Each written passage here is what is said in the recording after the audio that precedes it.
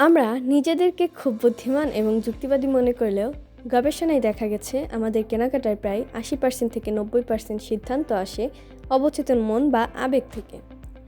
কেনাকাটার পর আমরা যুক্তি খুঁজি, কিন্তু কেনার সময় নিয়ন্ত্রণ থাকে না। আমাদের মস্তিষ্কের দুইটি অংশ কেনাকাটার সময় একে অপরের সাথে যুদ্ধ করে।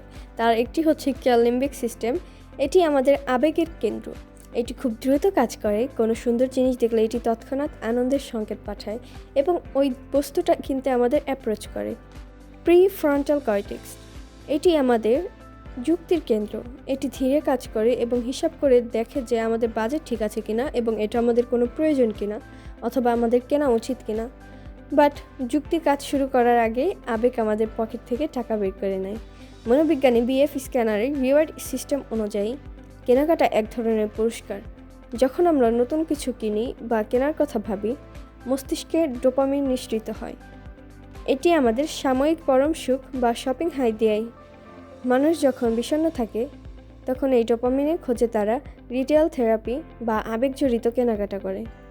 মার্কেটিং বিশেষজ্ঞরা বেঁচে থাকার আদিম প্রবৃত্তিকে ব্যবহার করেন। যখন বিজ্ঞাপনে বলা হয় স্টক লিমিটেড, আর মাত্র কিছু সময় বাকি আছে অথবা ফ্রি, তখন আমাদের মস্তিষ্কে ভয় কাজ করে। আমরা যুক্তি দিয়ে ভাবি না যে জিনিসটা দরকার কিনা, বরং ভয় পাই যে সুযোগটা হাতছাড়া হয়ে যাবে।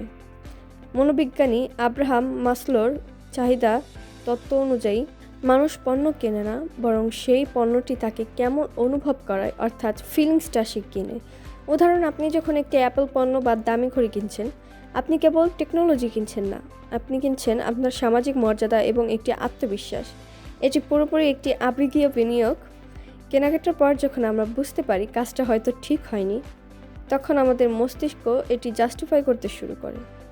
একে মনোবিজ্ঞানের ভাষায় বলা হয় কগনিটিভ ডিসোনেন্স। আমরা তখন বলি জিনিসটা অনেক দিন টিকবে বা অফারটা হাতছাড়া করলে ভুল হয়ে যেত, এটা ঠিক হতো না। অর্থাৎ আবেগে কেনা জিনিসকে আমরা জোর করে যুক্তি দিয়ে মেলাতে চাই। ইমোশনাল বাইং পুরোপুরি বন্ধ করা অসম্ভব, কারণ মানুষ হিসেবে আমাদের আবেগ থাকবেই, এটা স্বাভাবিক। তবে সতর্ক হওয়ার একটি উপায় আছে। মনোবিজ্ঞানীদের মতে কোনো দামি জিনিস কেনার আগে নিজেকে 24 ঘন্টা সময় দিন।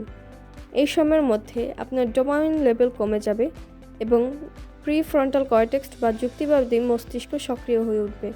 তখন আপনি বুঝতে পারবেন এটি আপনার প্রয়োজন নাকি কেবলমাত্র ইমোশন।